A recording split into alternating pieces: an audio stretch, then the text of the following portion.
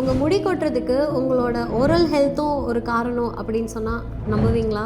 உங்களோட ஒரு க்ரானிக் இன்ஃபெக்ஷனில் இருந்துச்சுன்னா, க்ரானிக் இன்ஃபெக்ஷன்ன்றது 6 மாதத்துக்கு மேலே சிவியரான இன்ஃபெக்ஷன் கண்டினியூ ஆகிட்டே இருந்துச்சுன்னு சொன்னால் ப்ளீடிங் ஆகும். பிளட் நிறையா லாஸ் ஆக நம்மளுக்கு அயர்ன் டெஃபிஷியன்சி ஏற்படுது. ஸோ இந்த அயர்ன் டெஃபிஷியன்சினால் நிறையா விஷயம் நடக்கும். அதில் ஒரு ப்ரைம் ஃபேக்டர் என்ன ஆகுதுன்னா, நம்மளோட ஹேர் தின்னிங் ஆகுது. ஸோ ஹேர் தின்னிங் ஆகி ஃபால் ஆகும்போது அந்த இடம் பால்ட் ஆகுது. ஃபர்தராக அங்கே வேறு ஃபாலிக்கிளே இல்லாததால் திரும்ப ஹேர் ரீக்ரோத்தும் நடக்கிறது இல்லை.